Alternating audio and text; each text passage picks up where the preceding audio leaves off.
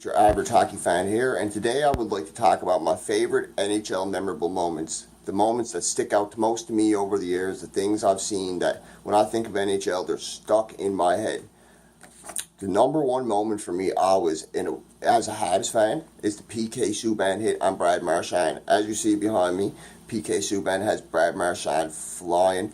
This was in a 2010 rivalry game. It was, I think, around December, just before the All-Star break. Boston, Montreal, a very important game. The score was 2-1 at the time, Montreal. Montreal was kind of struggling that season. I'm not 100% sure if they made the playoffs, but I remember PK Subban's big hit on Marchand. I remember for weeks they were saying that this revived the Habs defense. The Habs actually played good the rest of this game and played good after this game, if I'm not mistaken. And this really, really sticks out to me as a huge moment. It's my favorite, personal, most memorable moment in hockey. Whenever I think about hockey, I know a lot of Habs fans miss PK Subban. I'm happy with Shea Weber. Don't get me wrong. I'm happy with the trade, even though a lot of Habs fans aren't. But this moment always sticks out to me as my most memorable moment. And maybe because it's one of the most recent moments, but I absolutely loved it. He freight trained Marchand. And it's not just because of the way the way PK Subban hit him. It's who he hit. Every Habs fan hates Marchand. Most hockey fans in general hate Marchand. And PK Subban made a statement with that hit. They ended up fighting the next year, if I'm not mistaken. Great hit by PK Subban. And NHL fans around the world enjoyed that hit. My most memorable moment, personally. There's plenty other to come. Now, how could we not all love Alexander Ovechkin finally winning the Stanley Cup? Oh my God. It was amazing to see Washington go on their run last year. Everybody and their mother was talking about Vegas. Nobody expected Washington, especially when they were down 0-2 to Columbus in the first round. They managed to battle back. They pulled I forget what his name was, out of net, and they put Braden Holtby in net, and from there on, Braden Holtby was completely solid, made a huge pad save in, I think it was Game 4 against Vegas, or Game 3 against Vegas, and it's like the most famous save in Washington history, but that man right there ended up being the guy who won the MVP of the tournament, absolutely a beast, Conn Smythe winner. He ended up having a huge celebration all summer. All you've seen was Ovechkin in memes and tweets in Russia doing keg stands with the cup, in Washington at their parade, holding on to it like it was his baby, not even letting other players touch it. It was hilarious. I absolutely love seeing Ovechkin win the cup, not only because it was a guy who deserved to win the cup after being in the league for quite a while and the heat he took. It's because Ovechkin is personally one of my favorite players. A lot of people would be like, oh, you're a Habs fan, that's strange. He's a Habs killer. He has Price's number for sure. But I just love Ovechkin. He's such an entertaining player. And if you love goal scorers, Ovechkin's your guy. And it was great to see him win a cup. It was a recent thing that happened. There's also another cup winner I'm going to have on this list. A lot of people might know who it is. Big NHL fans. Happened about 20 years, I think it was 15 years ago actually.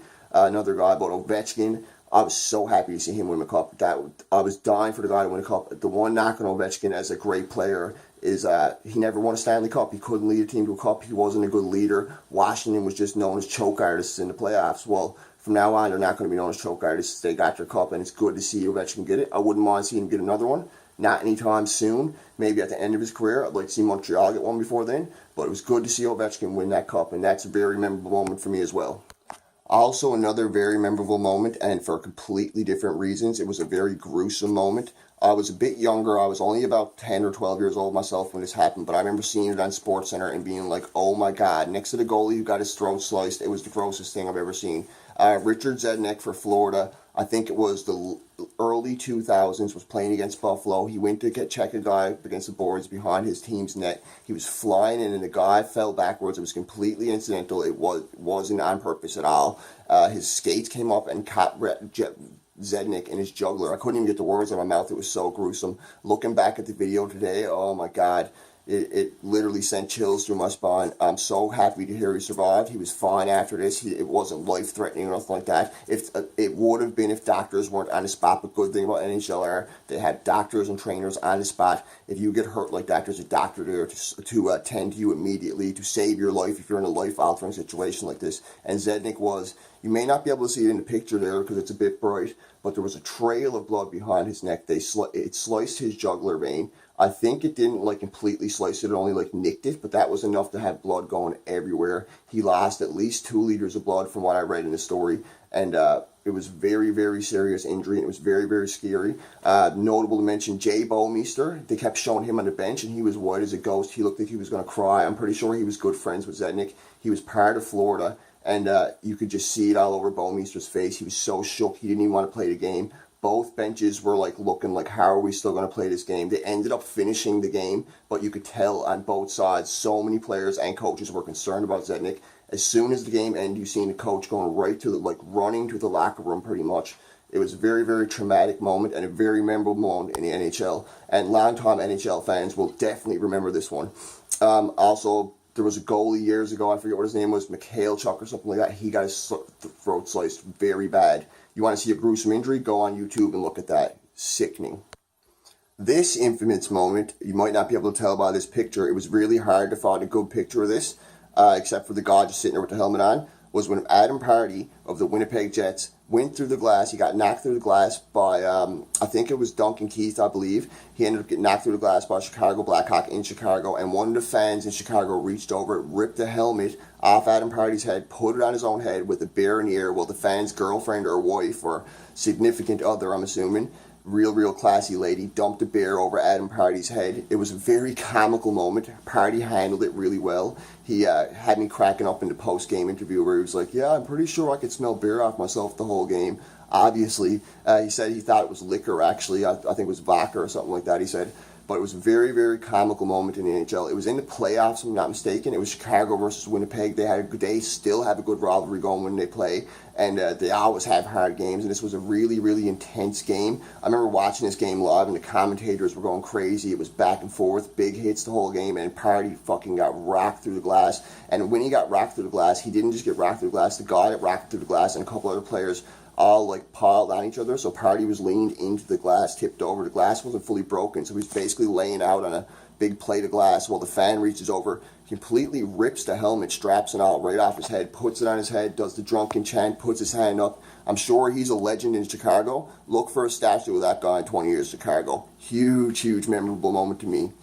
This next horribly memorable moment to us Habs fans is when Chris Kreider decided to run Carey Price in the 2014-2015 Stanley Cup playoffs, when Price was in the first game of the Eastern Conference Finals, when Price was playing the best playoffs to this day and at the time of his career. He had over a 930 save percentage.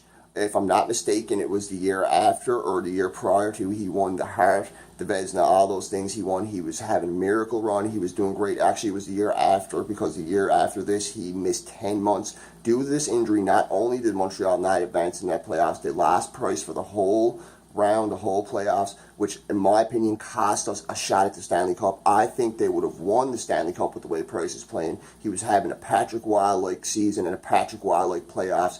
He was really making himself a legend in Montreal. He was on fire, and Chris Kreider decided to be a dirtbag and come down skates up. And the thing that blows my mind about this is I don't even think he got punished. I think he may have got suspended one game, and I'm not even sure if he got that. I know he got a penalty on the play, but this was so dirty, such a big game, two big hockey markets like that going at it. They should have laid down the law and took Kreider out of that series. Losing Price to Kreider, it's still not even.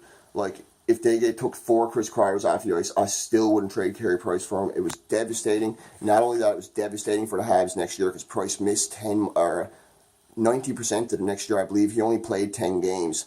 And he did really good in those 10 games, but the Habs tanked that year, and so many holes got shown for the Habs that they needed Price. That's when the whole Carey Price is the Habs. The Habs ain't getting nowhere without Carey Price. Carey Price makes the Habs team. That's when that whole thing really started, and it's stuck to this day. No matter what the Habs do, nobody gives them credit for it. It's always Price doing it for him, even if he's struggling.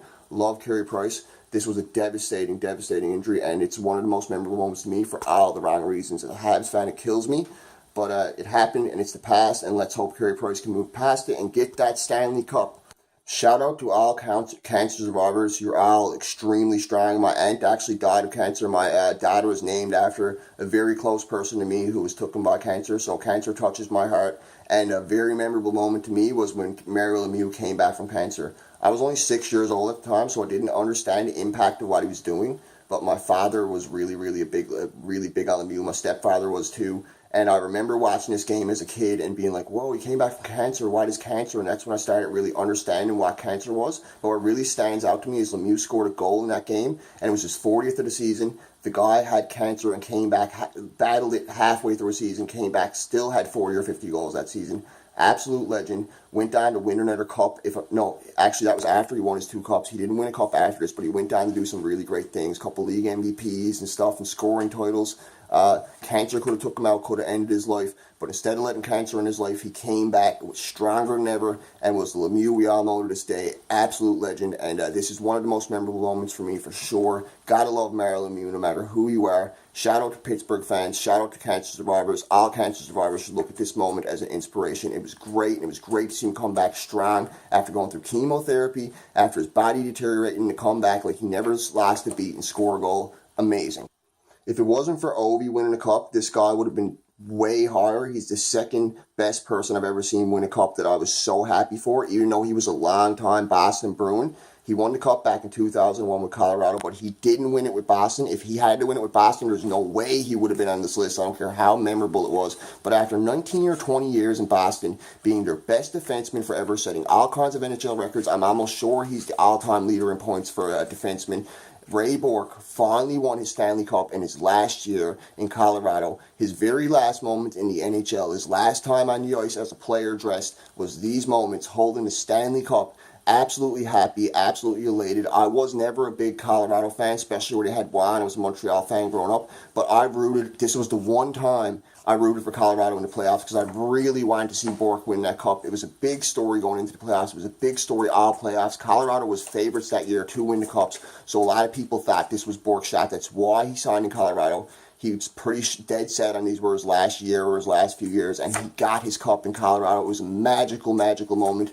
If you haven't seen it, go on YouTube and check out Ray Bourque wins the Stanley Cup for the first time and last time, and it was beautiful. He cried pretty much the whole while. He held the Stanley Cup up. He skated around. It was a magical moment. It was more emotional and magical than Ovi's moment because Ovi was like over the top crazy. Ovi's was almost funny.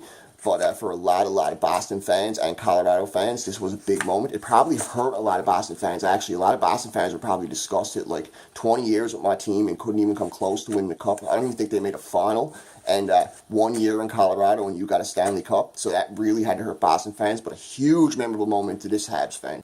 And last, but certainly not least, on my list of memorable moments, I had to put this guy in there next to Carey Price. He's my favorite NHL personality, player, anything of all time. Patrick Waugh, and I didn't put him in there for winning the Stanley Cup or winning his 3 Conn Smites or anything. I put him in there for the Mike Vernon fight. It was crazy. It was pandemonium. Colorado Detroit players fighting everywhere. Chelios barges down the ice, giving it 100 miles an hour, flies into Waugh. You see Waugh like pretty much 5-star frog splash Chelios onto the ice. All of a sudden, Vernon comes up behind Waugh, grabs him, rips his shirt right off him, starts hooking him in the head. Waugh and Vernon stand up, have a bloody war. They're both landing overhand rights, uppercuts. It was like a UFC fight on ice between goalies. Waugh ended up with all of his gear off. At the end of it, Vernon ended up on top. I think Vernon got the better of it. I've seen Patrick Waugh in 3 goalie fights, and this is the first one he's ever lost. Vernon had Waugh busted wide open, blood pouring all down his face. Very iconic picture of Waugh on the ice looking so pissed off, blood everywhere. It probably would have went another round if the refs didn't have to stop because Waugh was fighting like crazy when Vernon was laying on him, and he was just about to get out from underneath him. You could see it. He was trying to push himself up, and the refs hauled Vernon off him while pandemonium was going on all over the ice.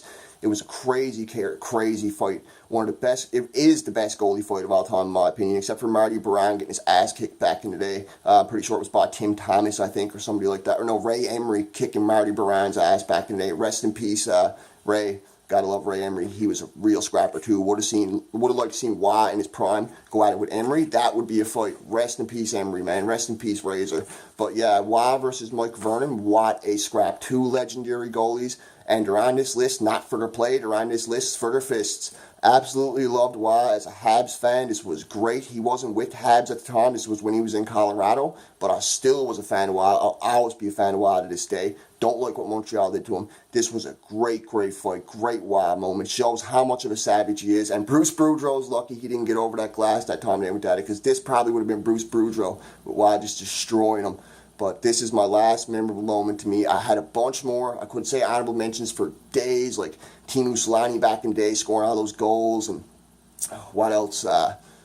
Halak back in the day leading the Habs to their Eastern Conference final run. There's a lot of memorable moments for me, but these were my top memorable moments. Hopefully you like the list, guys.